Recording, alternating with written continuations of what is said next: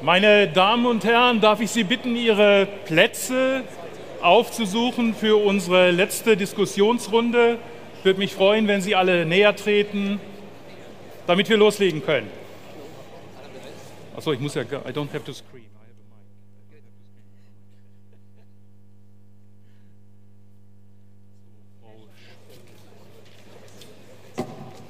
Ganz kurz.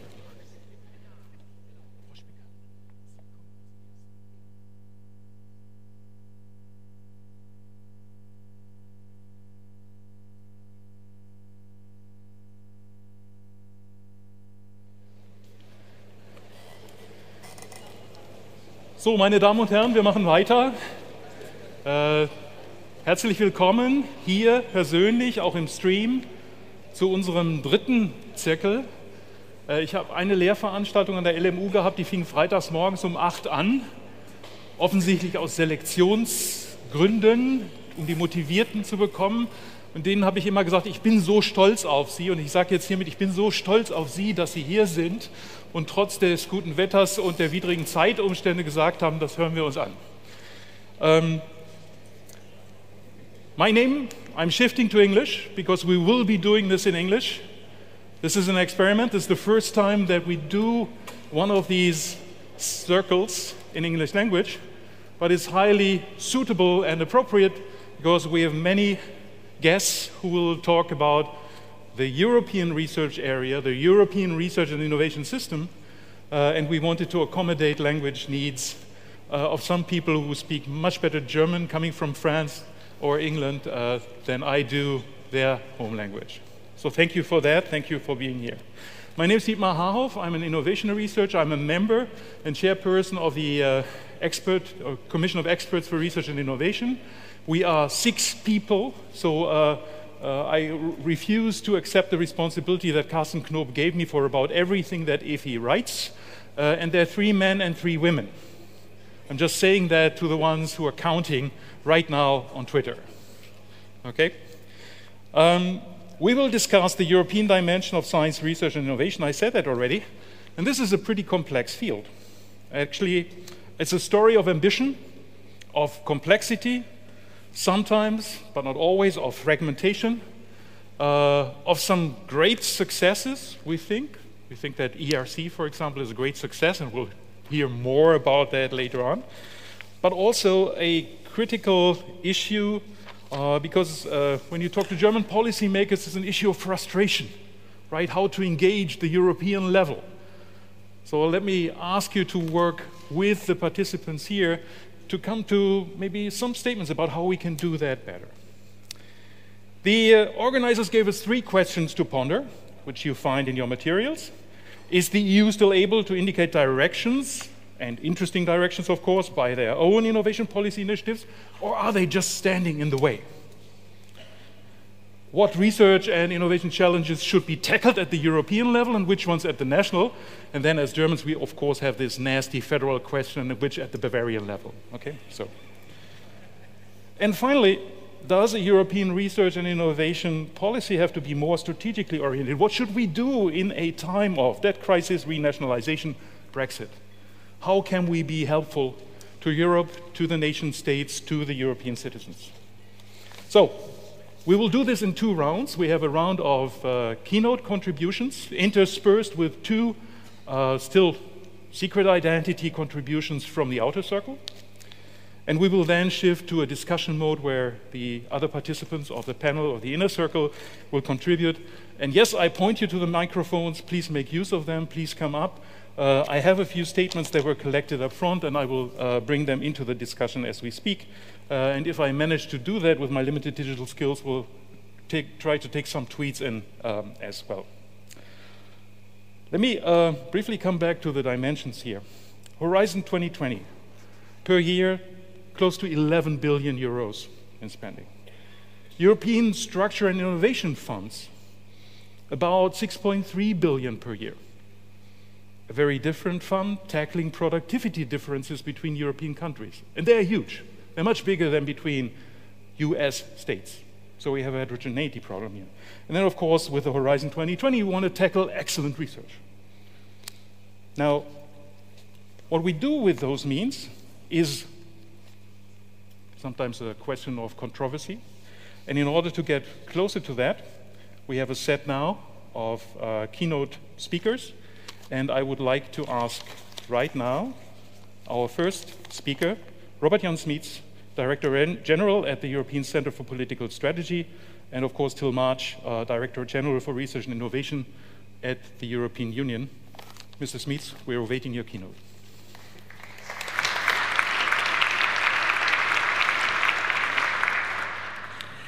Well, good afternoon, ladies and gentlemen. I do not need to convince this eminent audience about the major contributions that science and innovation make to Europe's economy and to Europe's well-being. But for those of you who are not yet convinced, a killer figure.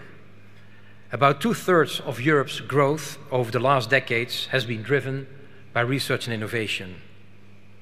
Europe is a scientific powerhouse. With only 7% of the world population, we generate 1/3 of the world's knowledge. Europe is leading with its top scientific publications over the US, and I'm proud that the European Research Council has played an instrumental role in boosting Europe's scientific excellence. Europe's economy is employing more researchers than the United States and China. So yes, I am very impressed by Europe's performance from a scientific point of view. However, if you look at things from the innovation angle, the situation looks slightly different, notably if you look at innovation driven by digital technologies. As we all know, innovation today is not what it was, say, 10 to 15 years ago. The rise of digitalization has transformed innovation dynamics, accelerating the pace and depth of the disruptive effects of innovation and transforming complete industries. This pace of change is likely to speed up even further as we enter a new wave of innovation whereby the digital technologies increasingly meet the physical world. Europe seems to have been missing out on this, and notably on disruptive innovation. Europe misses many of the unicorns, these technological giants, new champions that have grown to become global innovation players following the rise of digitization. Europe counts today only 26 unicorns in comparison to China with more than 50 and the United States with more than 100. And in addition, according to Fortune, none of the top 15 largest technological companies can be found in Europe. These are concentrated in the United States and increasingly in China. Think of Google, Microsoft, Amazon, and Alibaba. I find this worrying, and I'm not the only one. In their reports on the future of the European research, Pascal Lamy and Martin Brudermüller from BASF came to the same conclusion. So what is it that we think we should do? At the European Commission, we see 6 measures. First of all, to step up our investments at regional, national, and European level. Currently, Europe invests much less in R&D than its main competitors and trade partners. With an R&D intensity of about 2%, Europe lags significantly behind the United States, Japan, and Korea. And last year, China bypassed Europe with regard to investments in the field of science and innovation. Business R&D intensity is in particular very low in Europe. It's only half of that in the United States and 1/3 of South Korea and Japan.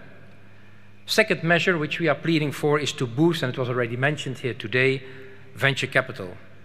At the moment, venture capital in Europe is 1/5 the level of what is available in the United States. And furthermore, it is fragmented in many small funds. Third, there is a need to modernize our knowledge transfer system, to modernize our universities and make them much more entrepreneurial, to ensure a better and much more timely dissemination of knowledge and innovation across the economy. As you all know, President Macron has made recently a very strong plea for modernizing Europe's universities. A fourth measure, which we, the side of the European Commission, are putting forward, is to mobilize and involve our citizens much more in the innovation process by making them co-designers and involve them in agenda setting. And we think that through large-scale missions, we can make our citizens innovators. Fifth, fund much more risky projects, projects that aim at disruptive innovation. And here, of course, the European Innovation Council, so much led by Commissioner Moedas, comes into play. And last but not least, the sixth measure, we need to develop right framework conditions for science and innovation to flourish. Europe needs to urgently complete the construction of the internal market, and notably of the digital single market. Now, we at the European Commission intend to address a number of these measures in our proposal for Framework Programme 9, the successor to Horizon 2020. We will present this proposal on the 6th of June. I'm convinced that building on the enormous success of Horizon 2020, there will be soon an even larger budget at EU level for science and innovation under the next, more modern EU budget. As Commissioner Oettinger said it, Horizon 2020 is sacrosanct because it is about our future. And he's right. I'm also convinced that the recently created Fund of Funds will boost the venture capital market in Europe, and that through large-scale missions, we will bring research closer to the citizen. And that furthermore, the European Innovation Council will fund disruptive innovation projects. The discussion on the Commission proposal for Framework Programme 9 with Council, Member States and the European Parliament will as always focus on the following topics: the overall size of the budget, the role of the EU 13, what we used to call the EU Member States, the delivery modes, and last but not least, the topic very dear to the heart of German politicians of European added value.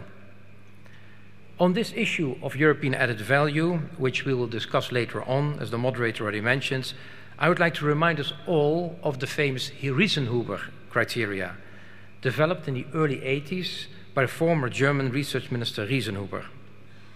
According to the Riesenhuber criteria, research should only be funded at EU level where there is a clear need for scale and scope. Think about large-scale infrastructures. Or when there is a need to address a global issue, a global challenge which affects several member states, such as Ebola.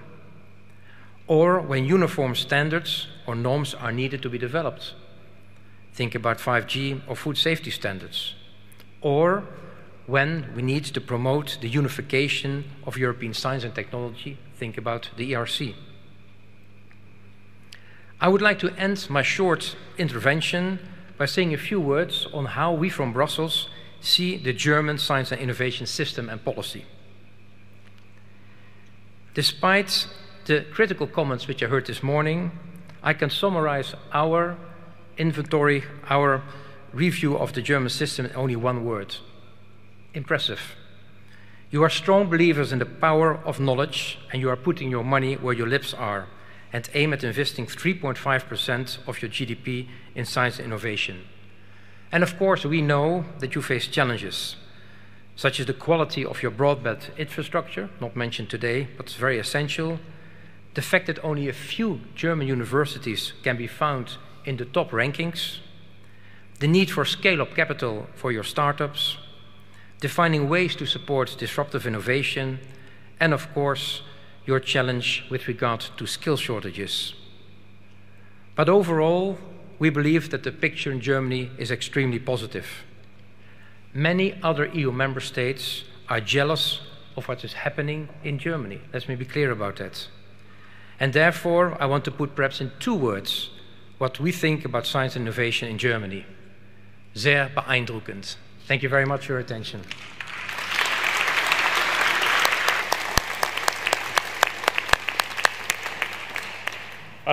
Thank you very, very much, Mr. Smeets, for also praising us, but at the same time putting into this charming package a dose of encouragement for future improvement, which we all would very much like to see.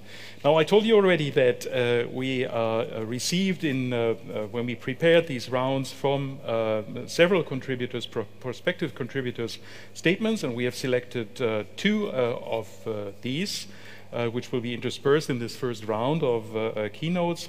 And the first speaker from the outer circle is Professor Indra Spika Genant-Dörmann. She's a professor of law at the University of Frankfurt. And I asked her to come here and give her statement. And if we could have some applause for her as well, that would be just fine.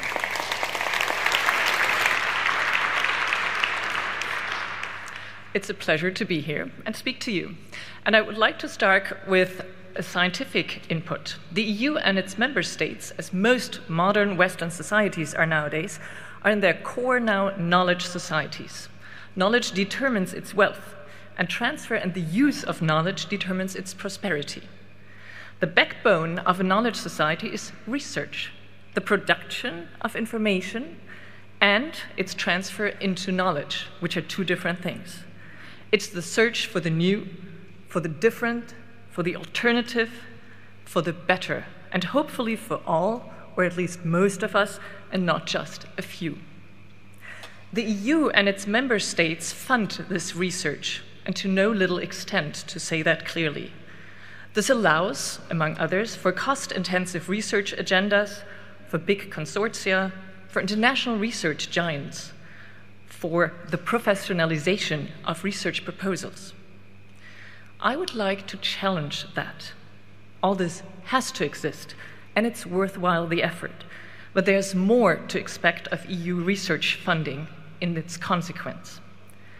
The concentration of big funding on large innovation, on big research group within the EU hinders the other side of research.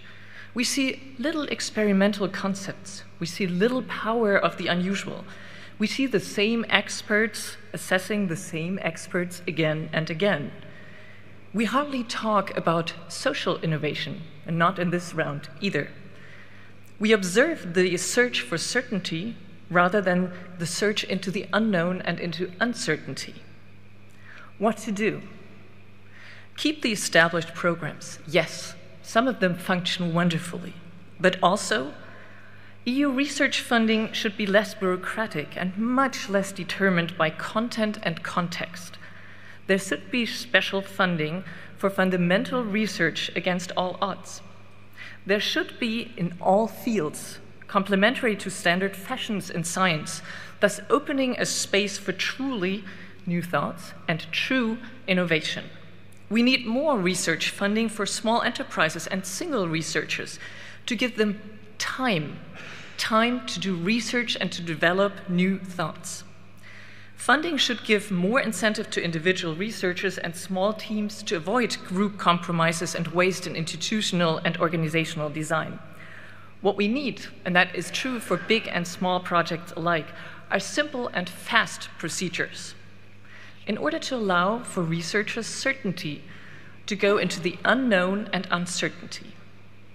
This does not guarantee new knowledge.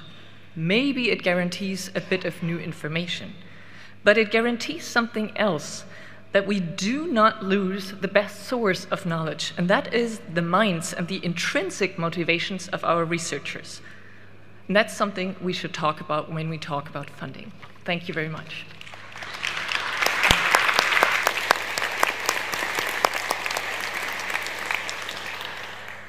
Thank you very much for this thought-provoking statement. And let us continue in our sequence of keynote speakers. Our next speaker is Professor Jean-Pierre Bourguignon. Since 2014, he is the president of the European Research Council, and he'll speak to us now. And I gave some advanced praise, which is frequently done in Germany. We do it full-heartedly to this institution, and we may want to hear about the secret of success and further development. Thank you so much. So it's a great honor for me to address this summit today. This is always an important event in the research calendar. Germany accounts for around 30% of all the research expenditures in the 28 EU countries. So even in a normal year, the decisions you make in this country resonate far beyond Germany. But as you know, this year's summit is likely to have even more resonance. One reason making it exceptional is the fact that in just 2 weeks' time, on the 2nd of May, the European Commission will announce its proposal for the next long-term EU budget for the period 2021-2027. Shortly afterwards, on 6th of June, as Robert Jan mentioned to us, the Commission will publish its proposal for the next EU Research and Innovation Framework Programme, FP9. A great occasion to look forward and decide where to go and also how to organize ourselves. So where are we? I think Robert Jan already told us. We're living in a critical moment for the support of research. Latest figures show that between 2012 and 2016, the EU research intensity, public and private, has fluctuated around 2% of GDP. That is more or less stagnated. This remains well below the corresponding ratios recorded in 2015 in Japan, United States, South Korea, and Israel. Israel is at the moment almost leading the world with 4.3% investment. At the same time, the R&D intensity in China surpassed that of the EU 28, as Robert Jan mentioned, with the Chinese research and development expenditures equivalent to 2.1% of the GDP. So we know where we Europeans stand as far as the investments, both private and public, go. Some European countries like Germany are up to the competition.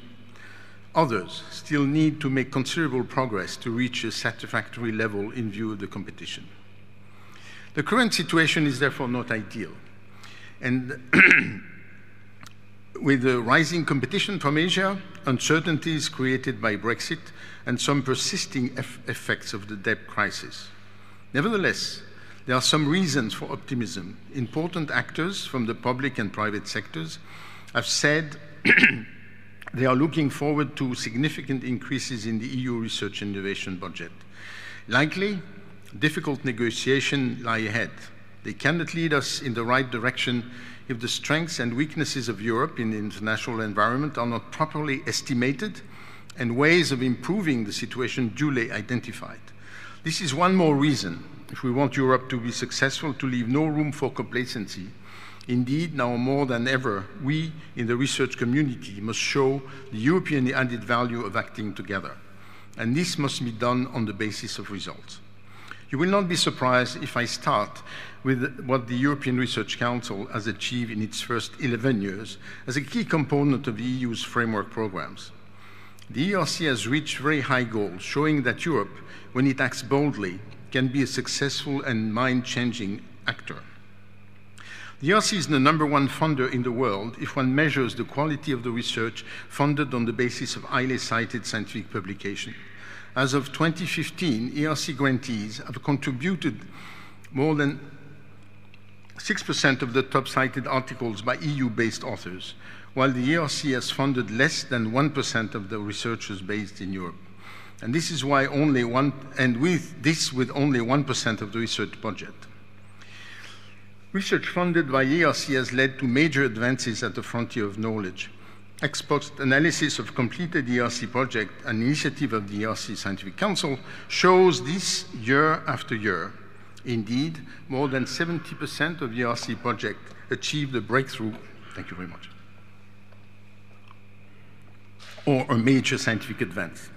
Last, but certainly not least, ERC-funded research has set a clear, inspirational target for frontier research across Europe, pushing applicants to develop their most ambitious and daring ideas and institutions to support them.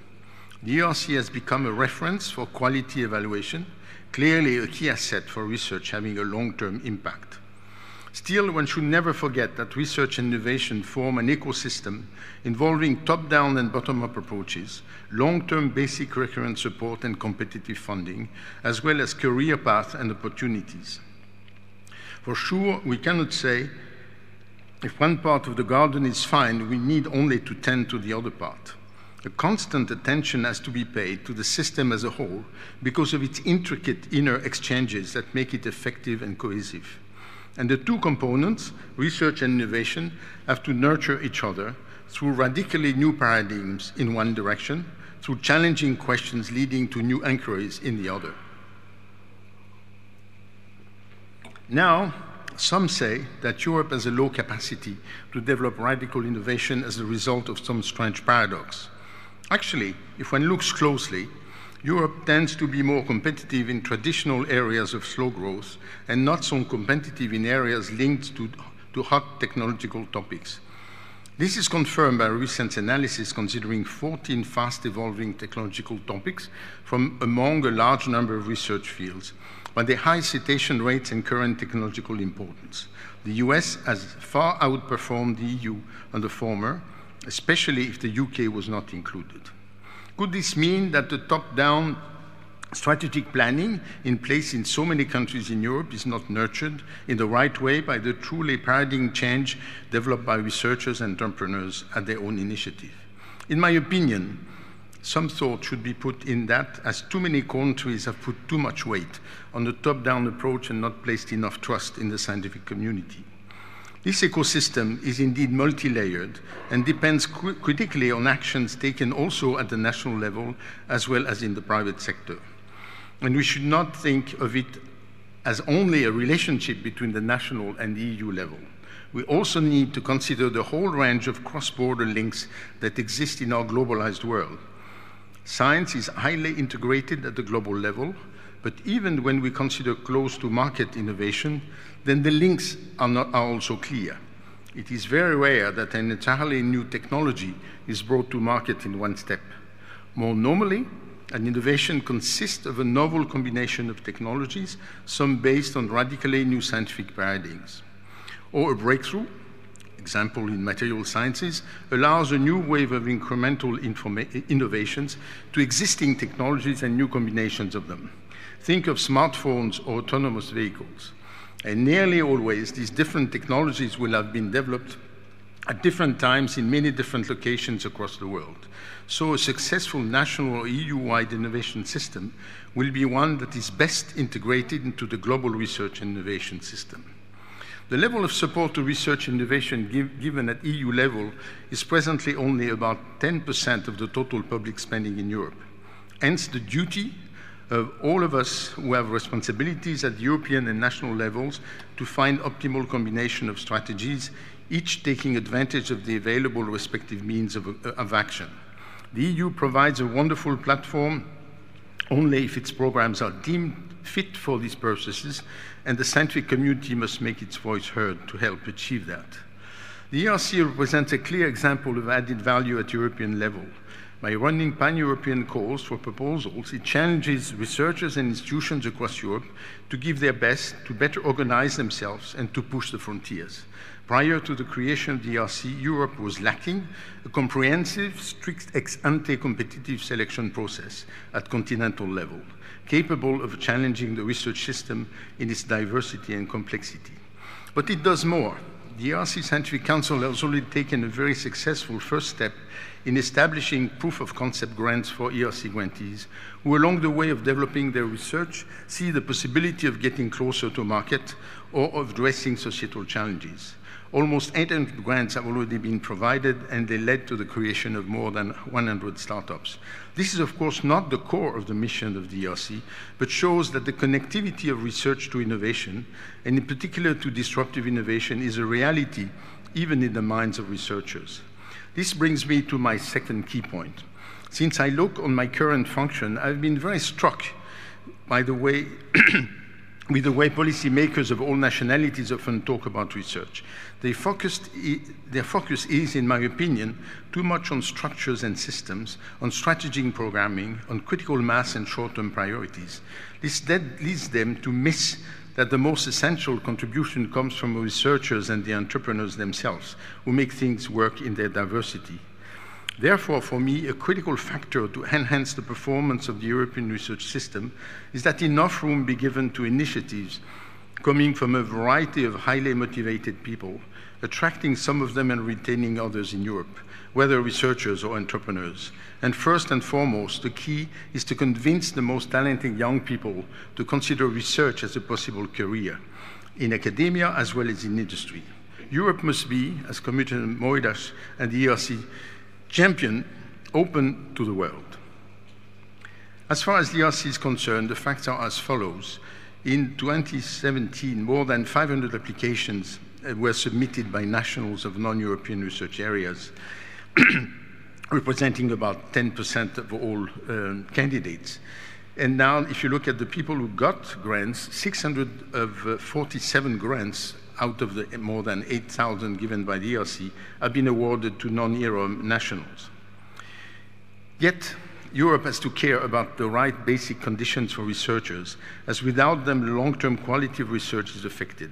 It is also a key condition for researchers based in Europe to feel comfortable about developing their research where they are. Anybody entering a demanding working environment such as ours wants to be assured that there is a chance of a career, of advancement, of some reward. This is a challenge for all of us, and for sure the national and regional structures have a very big role to play in making the right offers available. Finding the optimal way of helping countries still struggling to achieve that is vital. Almost surely, it has to be a combination of measures and commitments coming from all levels: global, bilateral, multilateral, and local. So let me conclude. We are currently living in a period of considerable political uncertainty. Times of uncertainty make some makers timid, but sometimes, but such times can also open the way to bold decisions. I very much hope that, as hinted in the announcement of this conference, you will make strong and courageous decisions, and not only for Germany, but also with your European partners in all their diversity, for the sake of all, our future generations, which I'm sure will contribute to an ambitious Europe, which is the only setting offering the variety of tools required by the intense international competition Europeans face. Thank you for your attention.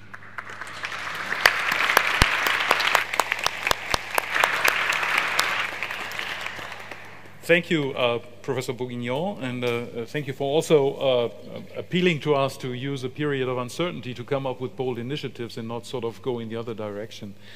Let me now invite our second speaker from the outer circle, Professor Oliver Günther, who is a professor and president at the University of Potsdam, to give us his view of the European issues we're talking about. Professor Günther.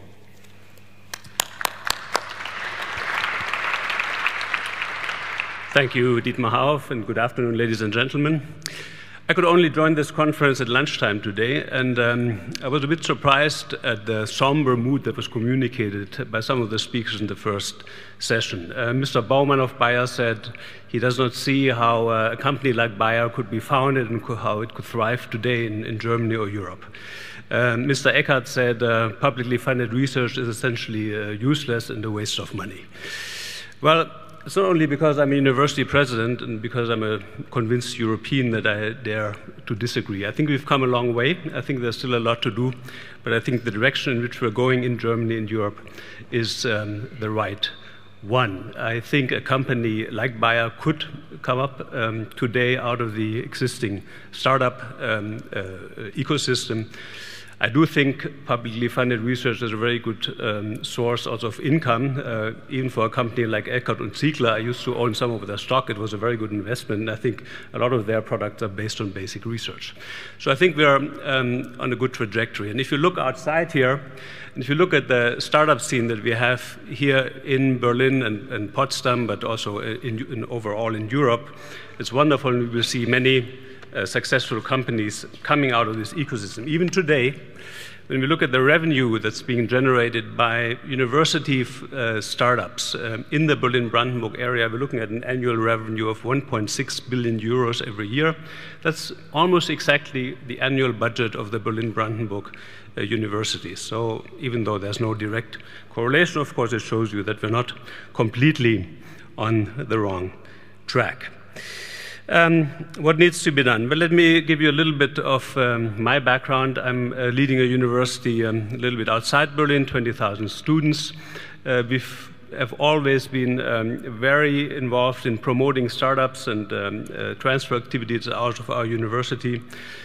We have about 40 to 50 companies coming out of the University of Potsdam every year. Of course, not all of them survive, but some of them are already quite successful in contributing to the general welfare, by the way, not only in some areas we're strong in, computer science and health sciences, also in some other areas like law or humanities. That brought us to a kind of position among the top 5 to 10 universities in terms of technology transfer activities. We're proud of that, and it helps us in our political communication. We invest a lot in talent scouts. We have special people who go to the professors, to the young researchers to check what they're working on and to see which of these ideas would possibly be suited for a startup, because we know the old idea of technology transfer, some ideas are being developed in some university and somebody picks them up, somebody else picks them up and turns them into a product that does not really work. The best way to do technology transfer is to have the same people developing ideas, getting some funding, and then moving into the private sector, and that's what we try to push.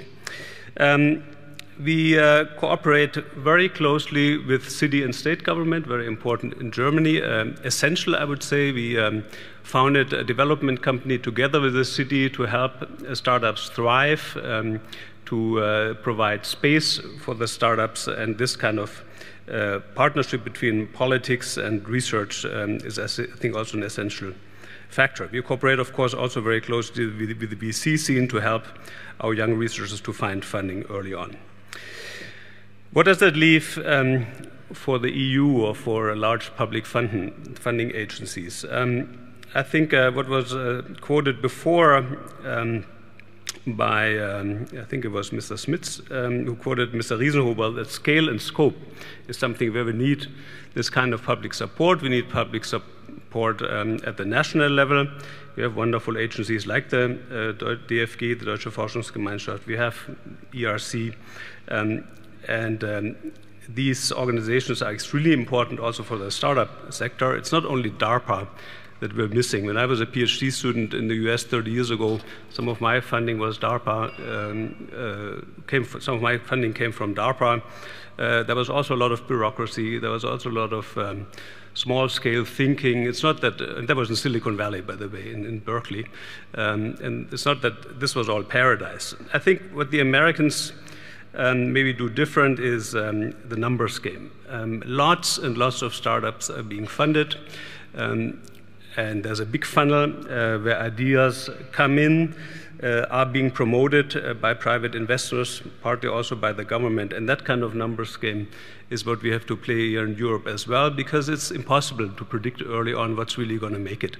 I mean, when I first heard about Facebook, I don't know when it was, 8 years ago, I thought, who could have such a stupid idea, right? Who needs that?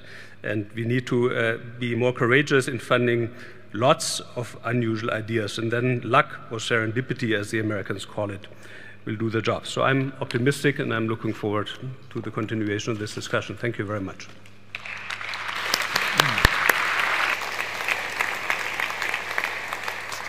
Thank you very much, Professor Günther, for your statement. Let us now turn to our final keynote speaker. And as you have seen on the list in the program, but when you look at the circle here, the speaker will be Professor Alain Peretz.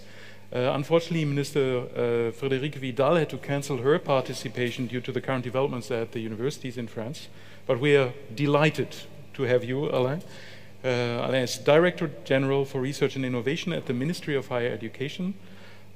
He is a professor of pharmacology with a distinguished research career. He served as Vice President and then President of Université Louis Pasteur Strasbourg, and subsequently as the President of the merged University of Strasbourg, and then also from 2013 to 2016 as the Chair of the League of European Research Universities.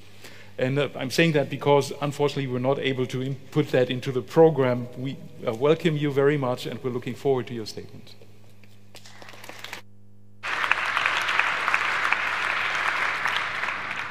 Thank you so much. I just want to go on and apologize my minister, Professor Frédérique Vidal.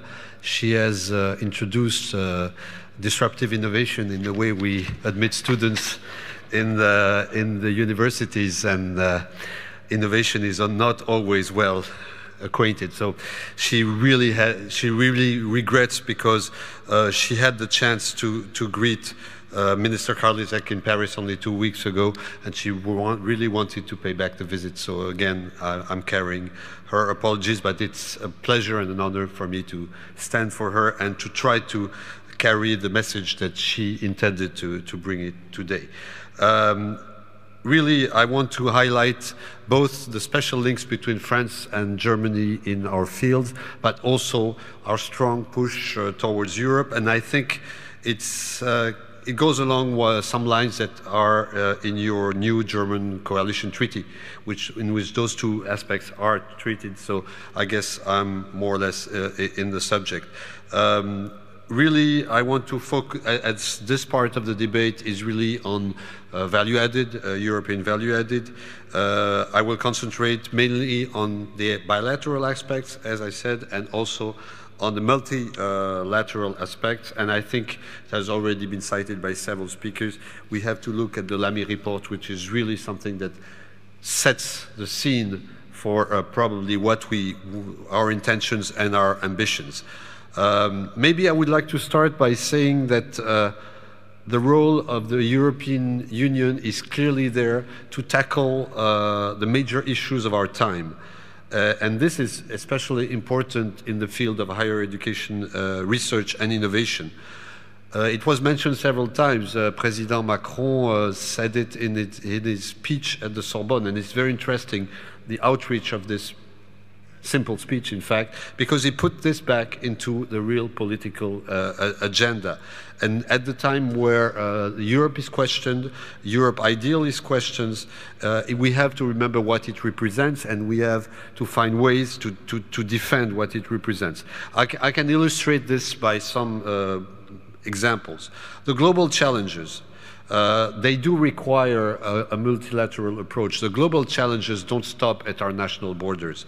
Clearly, for example, human health, it shows that the EU has done very good results on health. For example, and this is just an example, the way we could mobilize several countries to respond to the major outbreaks such as Ebola and Zika.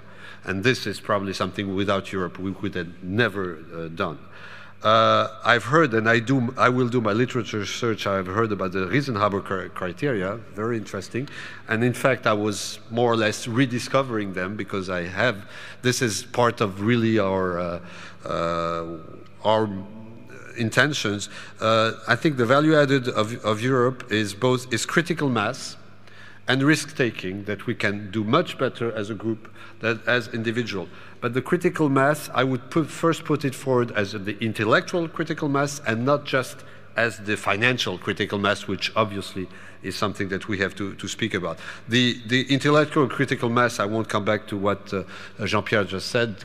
Clearly, the DRC is a good example of maybe the Riesenhaber criteria applied to basic research. And I won't comment because you did it beautifully, but it's something that we have to insist on all the time. The domain of disruptive innovation, which is one of the key lines today, is also an example of critical mass. The EU can really guarantee the critical mass, the risk-taking, the level of funding, the diversity of project portfolios, and this is why we think, and we have a little disagreement with our German colleagues at the moment, which is very good for France, that we think that this could be carried at a European level. We are not pushing at this moment a French agency by itself, like Herr Schutter has alluded to before. We think that this European scale agency could respond to the various criteria of independence, reactiveness, risk-taking that were already said before. Of course, it has to be proven, but this is at the moment the choice that we are pushing. It has, of course, to be compatible with national or bilateral approaches eventually. Another issue where you find the value added is clearly the safety and technological sovereignty. It happens, I try to follow what President Macron was in my hometown in Strasbourg at the European Parliament this morning, and in his speech I think he spoke clearly about one of the issues is this big word of sovereignty, and I think it's very important that we defend the interests and the values of Europe in this worldwide competition, and some aspects were already spoken about earlier today. For example, just again true-to-life example. Supercomputing and future calculation models are really one of those aspects. And since March 2017, 15 countries have joined the Euro HPC initiative. It will receive, I think, 500 million euros from the EU. This is the only way to respond to the challenge. I mean, no country could ever respond to this challenge by itself. Another aspect in those criteria is our international attractiveness as Europe. It is in the center of Carlos Moedas' strategy of the 3 O's. And I think it also resonates quite strongly with our priorities, our national priorities of France, because I think we want to reinforce Europe through mobility, culture, and knowledge. And this has to translate into concrete actions: student mobility, harmonization of curricula, and the fostering of a deeper European identity. And there I want to cite the project of, I don't want to cite my president all the time, I'm very sorry, but it's again what he said in the Sorbonne speech about the European universities. They should really be built on excellence, they should be built on quality, but at the same time a true geographical balance, and involve at the end universities for all member states. They should reinforce, as I said, international attractiveness, visibility of a higher education institution. How could they do this? They can do this by developing common programs, joint programs of education, but also, and I want to insist on this because it's a university, programs of research and innovation. It's not just education. It's a global strategy. And maybe a word of vocabulary. They are not just networks. I think if we want to succeed, networks we have plenty of them already. If we want to succeed, we need institutions which develop what you can call the affectio societatis of not the technical, not a new structure, but a structure of which the students and the professors can be proud of, carry an identity, and this identity is also a true European identity. To finish about those arguments, the influence of Europe in the world is very important, especially for our neighboring countries and the Mediterranean and African countries. And here again, value added of Europe, some initiatives like the Pre-Mind initiative, the Desire initiative, or the African high-level dialogue on science and technology are really something that we need. We need it for our individual countries, we need it for Europe, but this cannot be done on an individual basis. And for all these reasons, France is strongly committed to this ambitious approach of European higher education research and innovation. But it should not be at the expense of bilateral collaboration. In fact, it should be totally in synergy with it. And again, in this aspect, the German-French relation is exemplary. The Common Council of Ministers provides a unique platform of cooperation. We have a dedicated roadmap.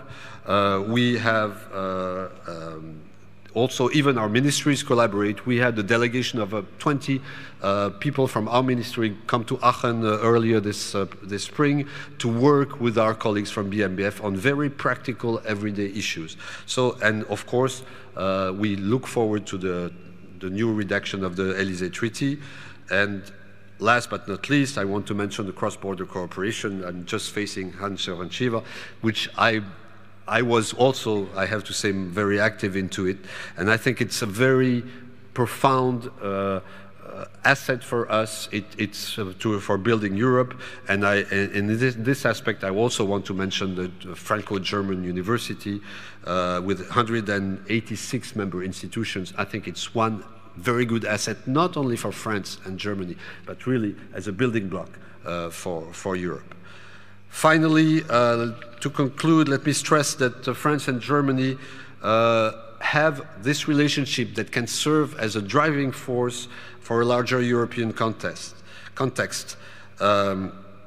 And And in this aspect, I can announce that we are preparing with our colleagues a common position for the next framework program, and this common French and German position will also come into the debate, but you can see that if we can put forward a common position that will stress, for example, increasing EU funds for research and innovation, maintaining the stress on excellence, maintaining the collaborative approach of FP9, the research innovation continuum, and also co-construction of the famous missions between the Commission and the Member States. These are some parts on which France and Germany will push, will have a common voice and maybe act as a vanguard for this new construction. Also, we have joint calls for research between France and Germany. A dedicated call on storage and distribution of renewable energy will come out this summer. Antimicrobial resistance is also another area of collaboration, and coordinated calls can come throughout both of our countries. I can only remind the Make Our Planet Great Again call that launched by Macron earlier, that was now joined by Germany through the launch of a call called Forschung für nachhaltige Entwicklung, which complements or supplements this call of Make Our Planet Great Again. So through these few examples, I hope I have illustrated the way the French perspective illustrates, complements those interactions between local, regional, national, European and international processes. But it shows, I hope, our strong belief in European issues. It also shows that the French-German collaboration is probably a backbone for Europe, and this is the way we see it. But this is why I look forward to our next meeting, which will be the Franco-German Research Summit here in Berlin on the 19th of June, and this probably will illustrate some of the principles I spoke very briefly today. I thank you again for your attention.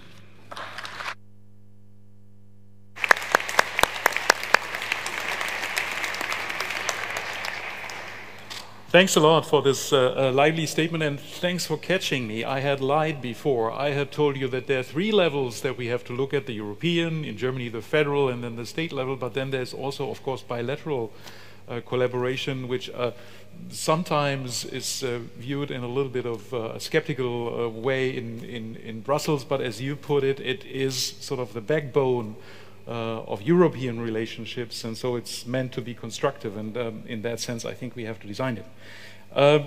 Let us now, after hearing our very interesting statements by the keynote speakers and 2 contributors from the outer circle, bring in the other contributors and hear their thoughts as to how their work is being affected by the European level, what their expectations are from the European level and the policy opportunities that we are seeing there, and what kind of needs and requirements are there from their perspective.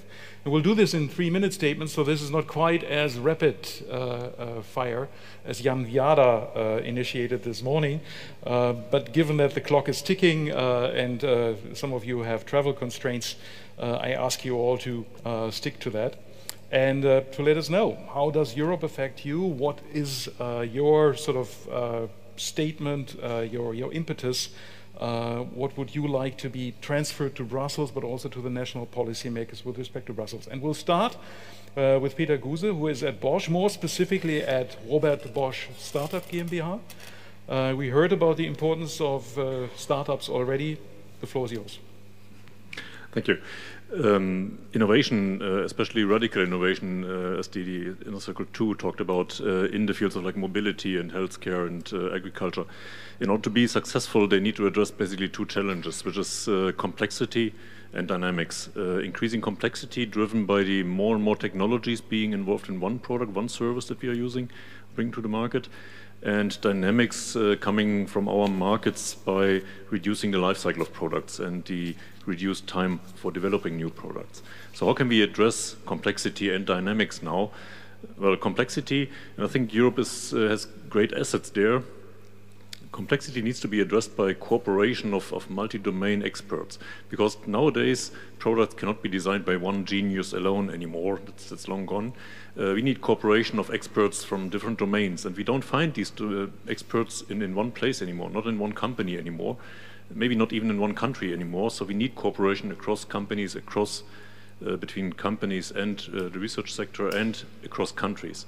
And there the EU has a broad portfolio in science, has a great diversity, but the downside of Europe could be fragmentation, and the EU can bring a great contribution here by overcoming this fragmentation, by making it easier to cooperate between companies across borders. And then dynamics is easily addressed by speed. Well, in order to run fast, you actually need space to run.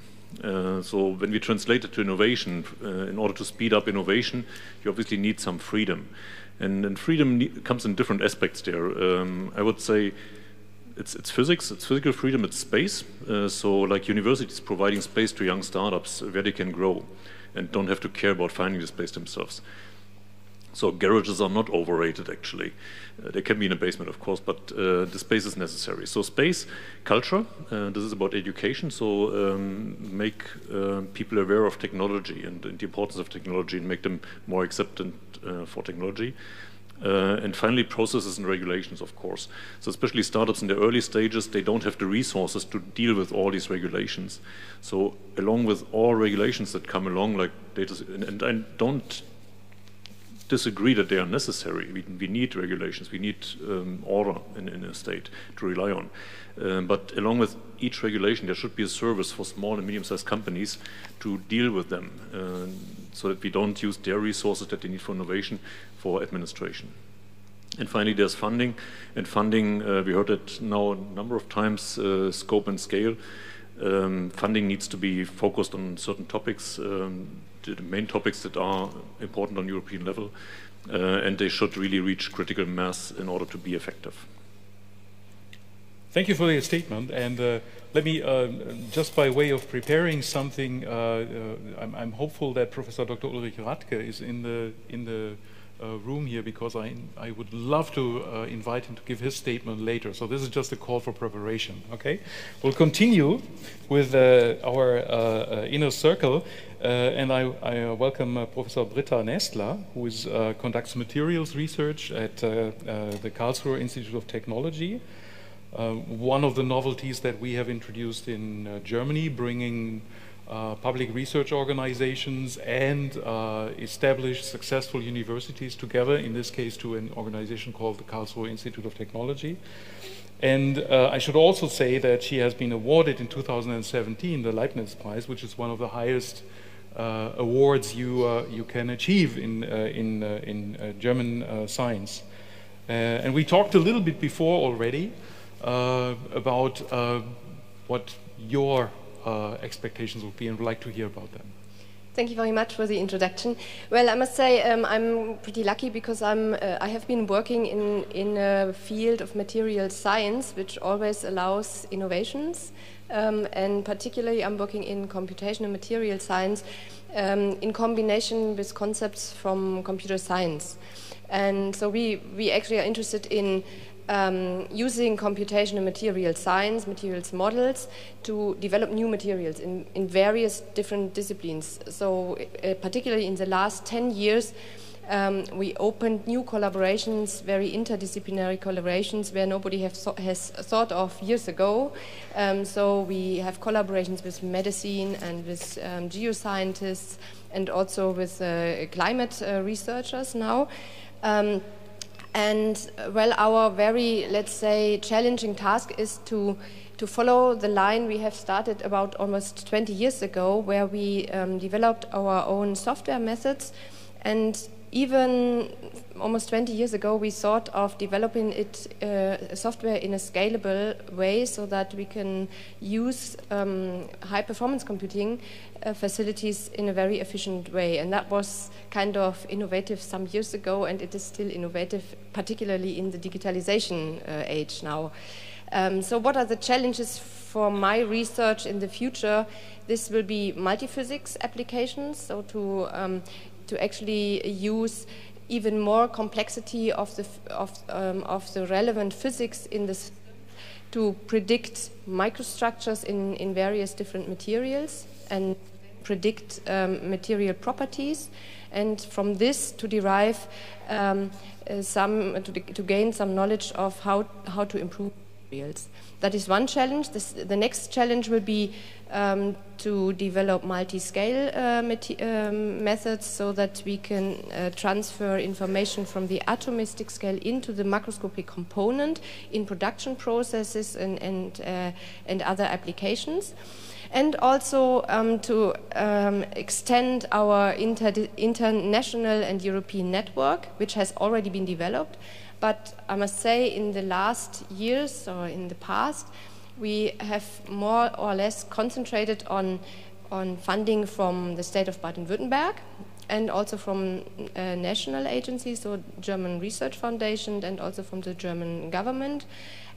We also had a number of European projects, but this, I think, I would expect or would wish that we could extend European funding and European projects and European collaborations by funding, because we have a lot of European partners and a lot of nice ideas, also bilateral ideas, with, for example, Austrian people from Italy, and then we have this idea, but there's no really program where we can fast get funding to realize this idea.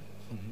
And well, and coming to the last point, I think all research funding programs should allow more freedom, like the Leibniz Prize. That allows a lot of freedom, but usually if you try to get funded, you have to be very precise and detailed in the description what you actually want to do, and this is not really possible if you have an innovative idea and you can't already predict what will happen in 3 or 5 years' time. So we need more freedom, one of my statements, and also we need less bureaucracy in hiring qualitative people. Because sometimes I have an excellent person and I can't hire him fast enough, and then he will go somewhere, and that is it's a big problem. Okay, that's. Thanks a lot, and I think some of those admonishments were not just targeted at the European level, but also at the national level.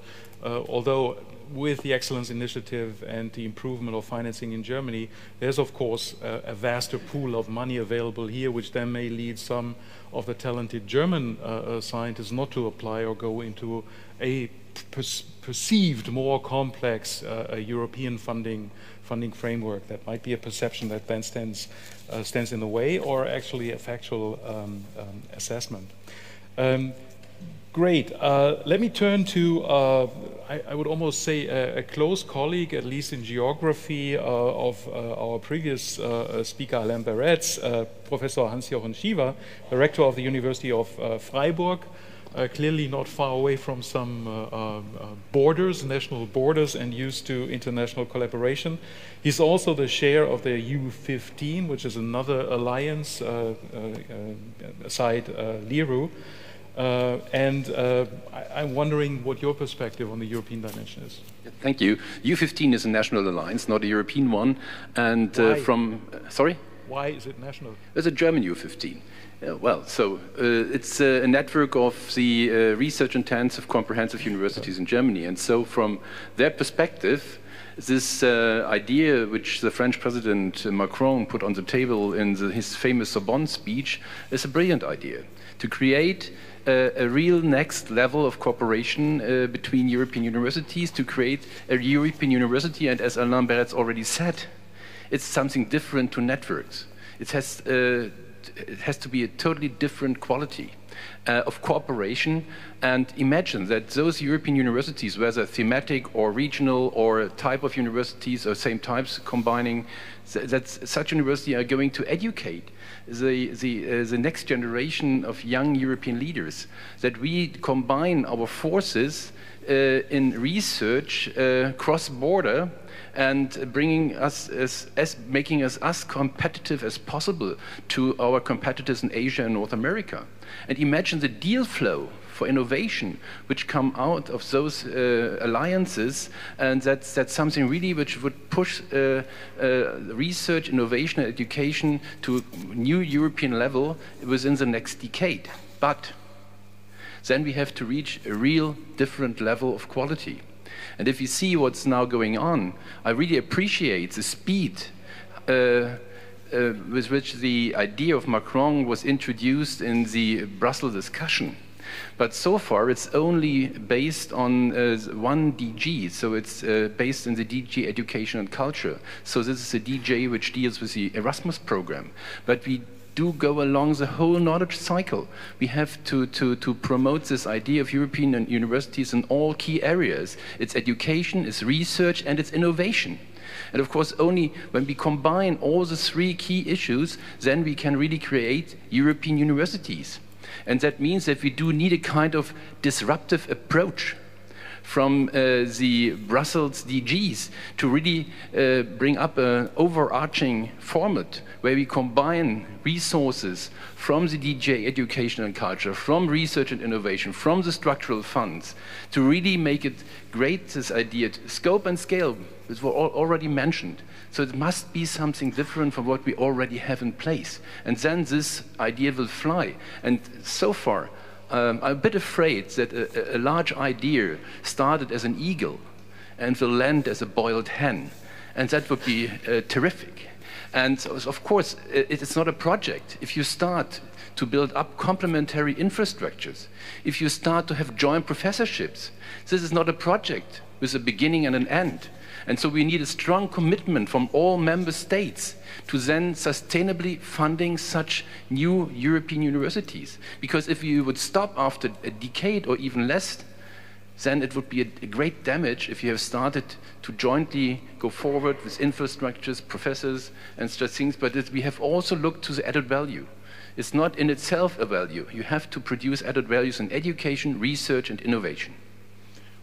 Great appeal. I think it was directed at the two gentlemen just beside you, and we'll come back to it to see whether they would put their support behind it, because it sounds like a great plan, and maybe we should revive it as an eagle and let it fly again. Let me come back to the circle before we do that and turn to Dr. Özlem Tureci. She is a scientist, she is a startup founder of Ganymed, she is a leader of a Spitzencluster, so she's involved in many aspects, spheres of the science and innovation system, and you also have made close contact with the European dimension, I take it. Yes, indeed I have. They are among those organizations which brought us to the place where we are as a Spitzencluster, so and an innovation hub in Mainz. What can I contribute beyond those very exciting and interesting contributions which were already made here? Before I go to the European level, there is another thing I would like to say, namely that we have to be aware of the fact that innovation is driven by people. We have heard some of them a couple of minutes ago, by people who are passionate and who are enabled to act. Which means that innovation always ignites bottom up and is not proclaimed top down. And this means that the national level remains to be an important one, the level where the bottom is, where we have ecosystems, the public-private ecosystems in which innovation is generated. So before this still remains a task we have to pursue. With regard to the European level, there are two aspects I would like to contribute. I think the European level, which is an excellent platform, will and can add further value. One of these is funding specifically of access, translational academic science, startups, SMEs. This is exactly the problem zone in which basically the risk of getting innovation to execution is highest. This is also the zone where funding is an important problem, and this is something which I think can be addressed on the European level, in particular in the sector in which I am working, which is development of cancer drugs, where simply due to the sheer volume of investment you really need in order to develop a novel product before it can reach a big pharma interest is so high that we cannot master this on a national level, and this means we need European scale agencies, and what we also need is a system which in a smart way restores our private equity market and our venture capital market on the European level. So this is one of the wishes I would have on my list of wishes to the European organizations. Then the second one is, we already heard that disruptive innovation and breakthroughs, this is nothing new. However, historically, what is very different in our contemporary times is that we see this explosion of innovations and disruptions in interconnected areas and sectors, which are very diverse. And from my sector, for example, this means if we want to develop the precision and personalized drugs and medicines of the future, we need manufacturing facilities which are innovative, which are miniaturized, which are parallelized, which rely on automation and digitization, and none of this is in place. These areas evolve in their own pace, and this would be a very important task on a European level to define in which interdisciplinary and sectoral levels we need funding and incentives to bring these fields together, which have to work together in order to actualize the full potential of innovations which are going on. Thank you very much.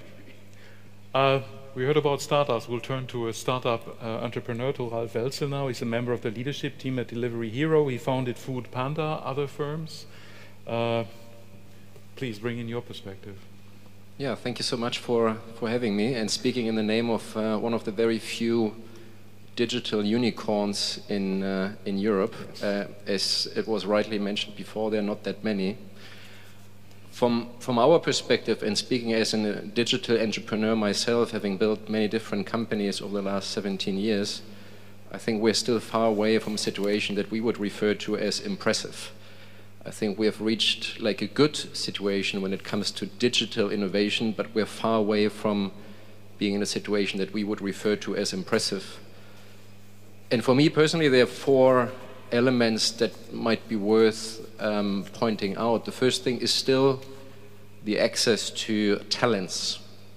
When it comes to digital innovation, and with us now being a company with more than 10,000 employees, a large part of that sitting and headquartered here in Berlin, we are still facing significant challenges finding talents for the new wave of digital innovation.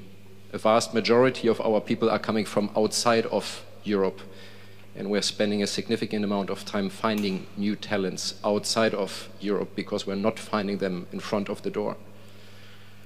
The second aspect is access to capital, and it was mentioned before.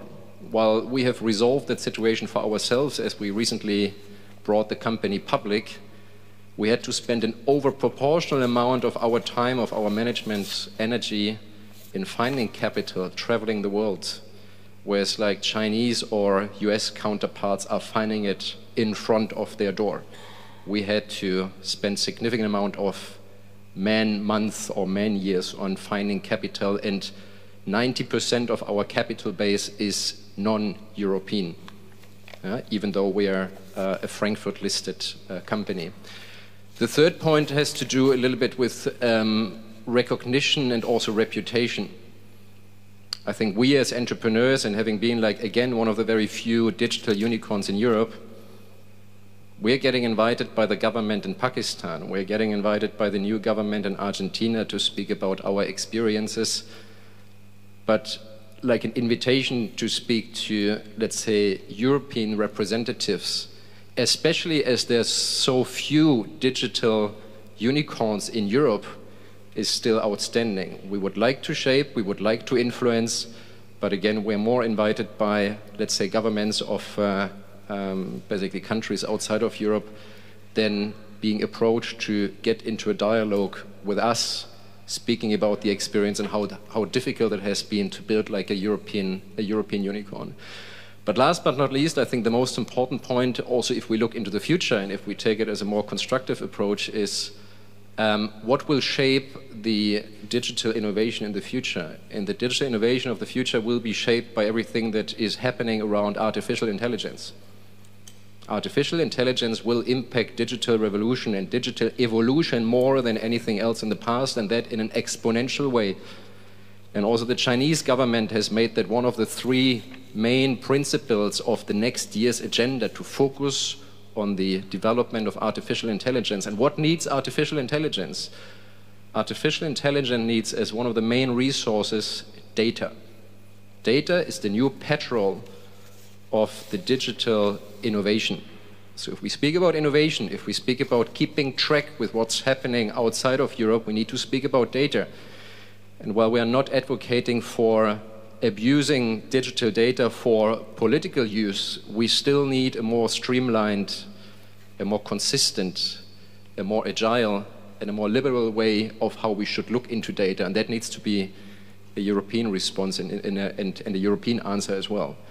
Otherwise, and I think the Chinese efforts of working around digital data and artificial intelligence, which is one of the areas where they're not copying, where they're creating things themselves, they're coming at a faster speed and in a more powerful way than we could ever imagine. So I think there's also a certain urgency around finding a framework for how to deal with data on a European level. Thank you very much.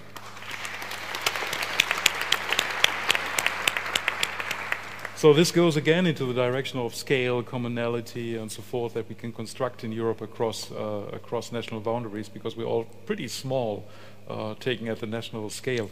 Let me ask Edward Whiting to contribute his perspective. He's Director of Policy and Head of Staff at Welcome. Welcome is one of the globally most best-known charitable foundations active in funding research programs in life science, but also in other fields, and of course collaborating with many other players in Europe and worldwide. What's your perspective of Europe, sir? Well, thank you very much. And I'm going to start with an apology, because I think it's my fault we're all speaking English here, and I'm very grateful for it, because my German is terrible. So firstly, thank you very much for your patience and allowing us to continue in this way.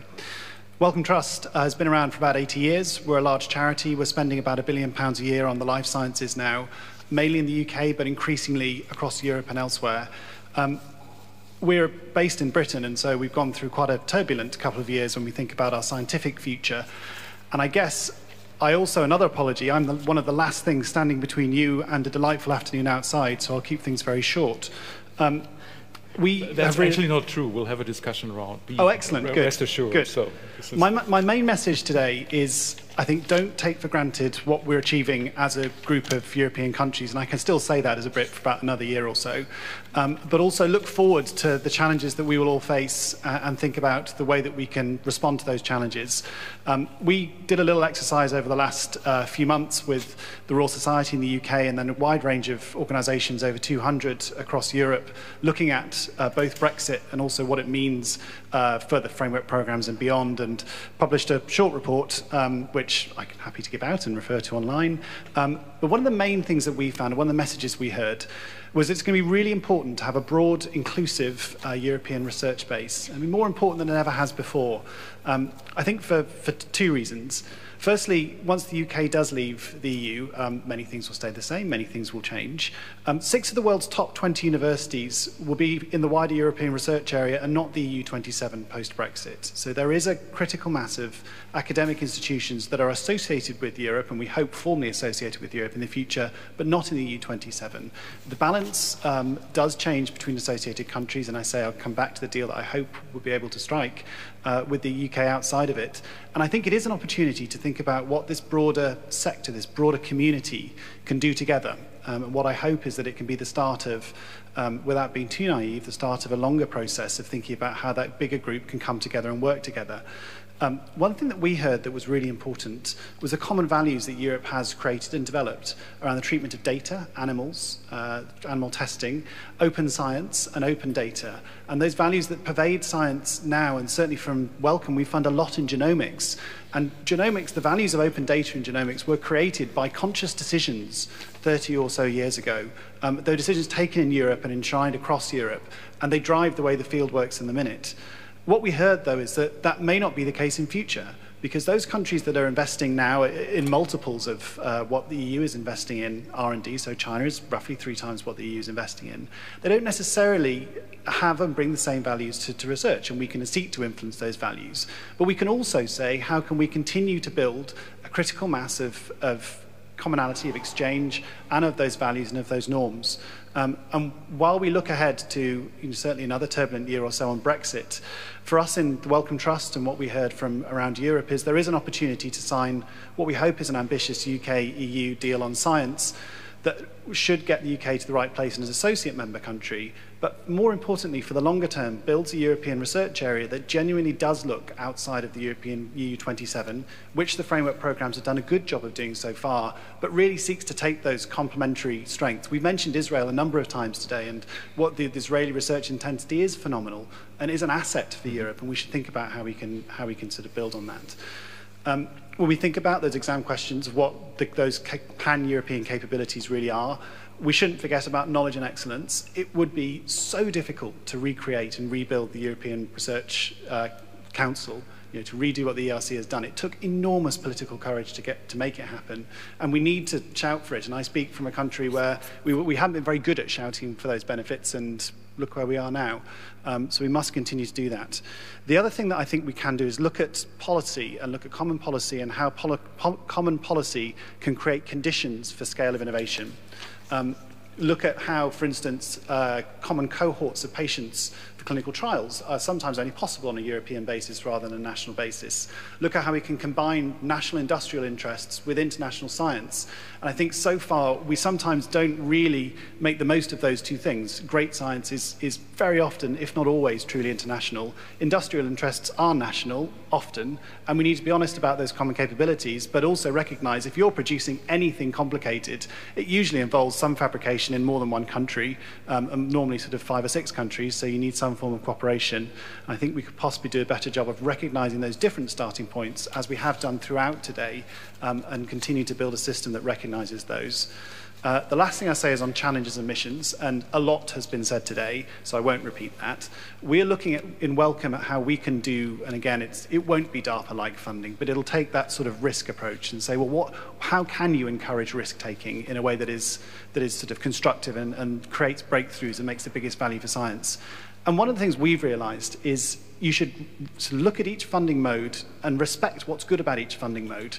Excellent response mode science and knowledge and hypothesis-driven science needs strong peer review and needs a strong sense of saying, what is that excellence and how do we recognize and reward that excellence?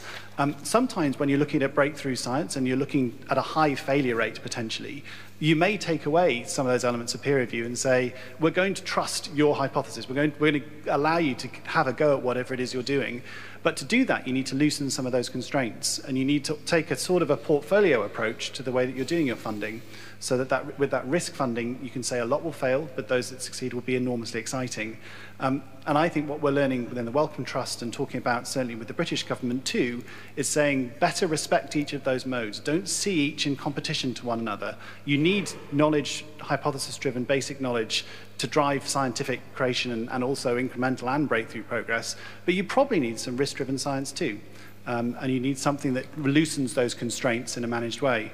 And you also need then those big challenges that draw the world together and says, well, how do we bring together those capabilities we have around as diverse a scientific community as we have in Europe to solve a big challenge, like plastic pollution, like how we use artificial intelligence in the community. There are plenty of challenges that can both inspire and communicate to society. And the very final point, I think I will only just echo and repeat what everyone else has said.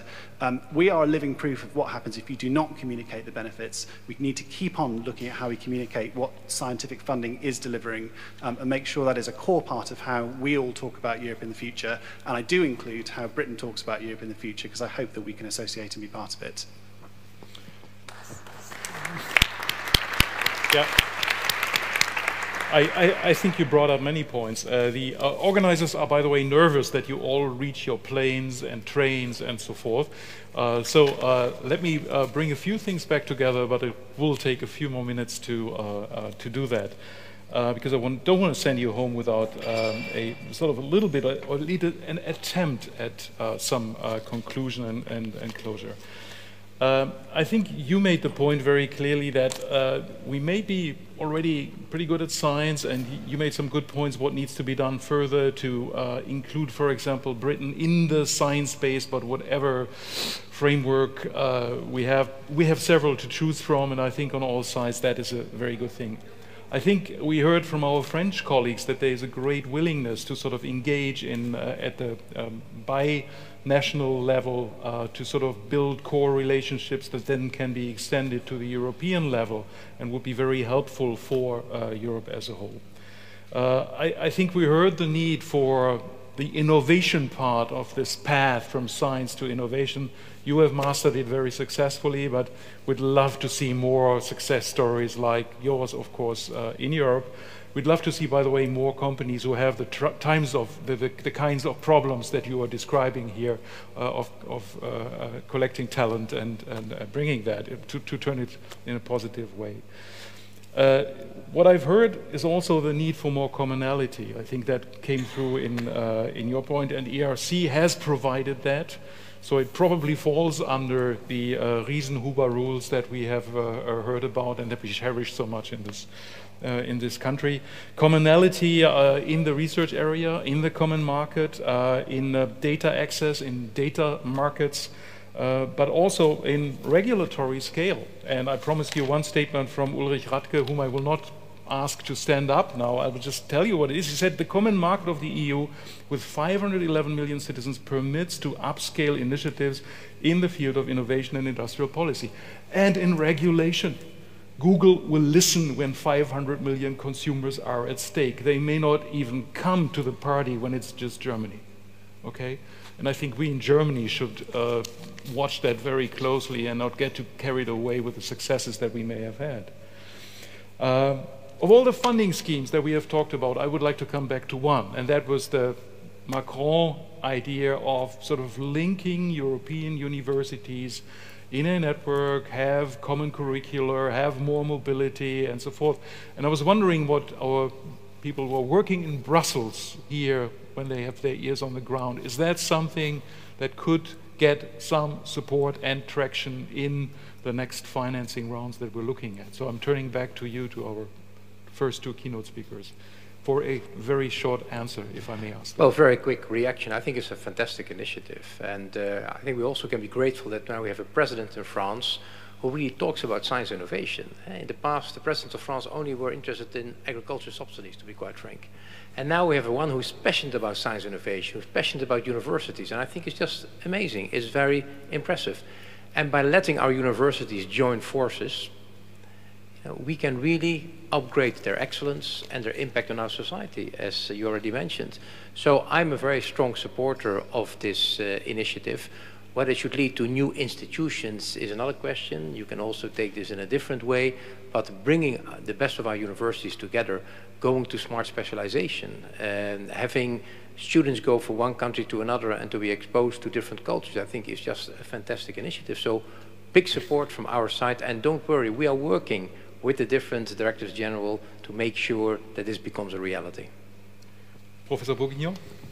Thank you. Actually, you quoted me here during the short presentation in the beginning of the day on the effort by the European Research Council to really work on interdisciplinary research, because we do feel that one of the things which has not been, of course, was not the spirit of ERC to start with, was really to create this so-called synergy program. The first attempt was not very successful for the reason that it was so oversubscribed that it was not working. But really, at the level of the Scientific Council of ERC, we are very committed to have these joint initiatives by researchers in the small numbers, because we don't want to have huge things. And therefore, we really feel that getting researchers together to organize some things on a very challenging scientific problem is definitely something we want to do. My final word maybe will be on something which nobody has addressed very directly, which is the fact that altogether Europe is an aging continent. Of course, there are others like Japan. But I think this is something we have to keep in mind. And you said you have difficulty finding collaborators, and typically I'm sure you're looking for young collaborators. In the case of ERC, you know, we have all the people working in the teams, and 1/3 of them are coming from outside Europe, and many of them from Asia or other continent. And so I think Europe needs to be welcoming young people coming from everywhere with their talents. And actually, this is really one reason why Europe has to propose a very attractive environment. Thank you very much. I think we can leave it at that particular plea. Europe seems to have a great future, but we need to work a little bit on it. I conclude this particular task. Please give everybody here a round of applause. And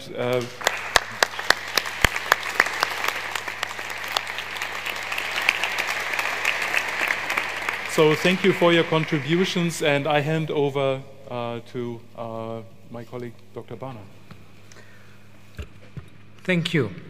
My task is now for the next half an hour or so, 2 hours, 1 hour, to summarize this day. You recall that, no, we do it in German, not in English. You would like to prefer it in English, okay. Openness for new things is important. Courage, willingness to be persistent, accept risk. The Minister for Research and Innovation and Education said that she believes one needs to do something in the political space about venture capital. 3% to 3.5% has the percentage of research expenditure in terms of GDP to increase. She says they want to go for a change of the Grundgesetz, where she wants to get the education financing through the federal institutions into it. She wants to have an innovation agency, which I think is important. And Staatssekretär Schütte said in the end, this needs to be agreed upon between Bundestag, Finanzminister, and he talks about, which I can't say in English, Gelingensbedingungen. Your neighbor is going to translate this to you. Gelingensbedingungen zu schaffen. This won't be easy. The importance in Germany to be better in networking, in building better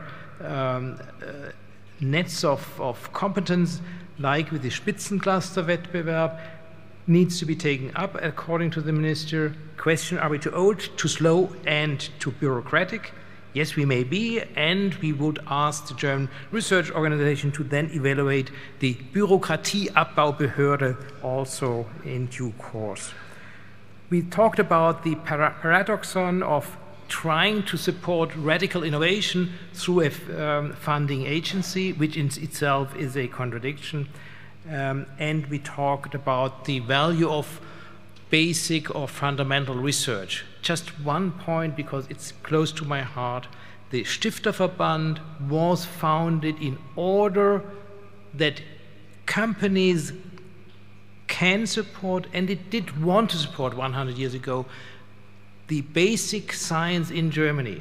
So there was never ever the idea of industry not to take advantage of basic research. It's true for your organization, your company, it's true for most companies. I know of no drug which has been developed without basic research in many areas have been done before. So this is just to make the point that I think our colleague who talked about the unimportance of basic research for companies may not have been entirely correct.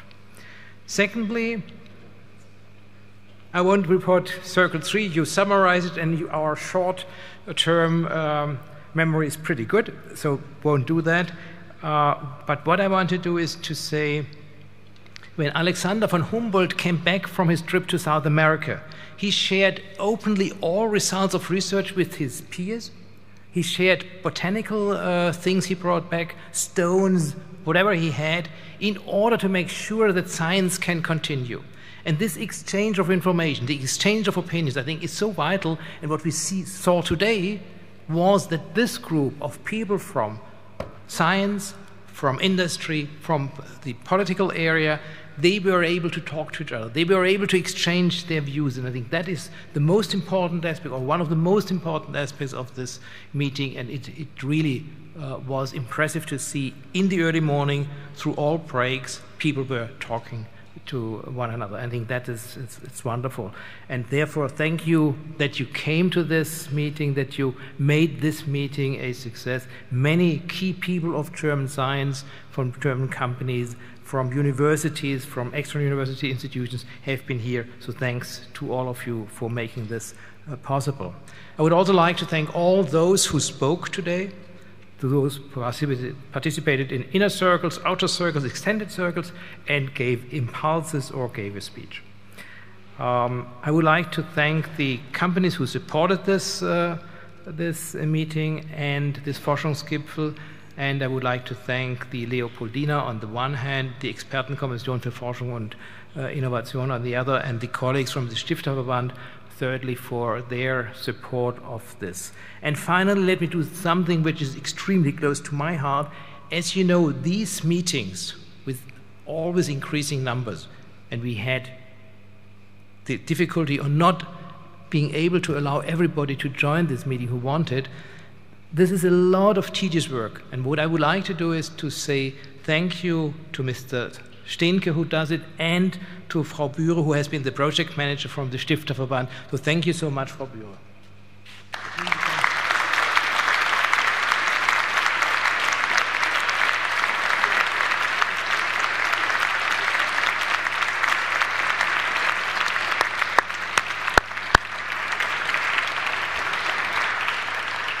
And those who missed my 2-hour summary would have liked to hear much more from me.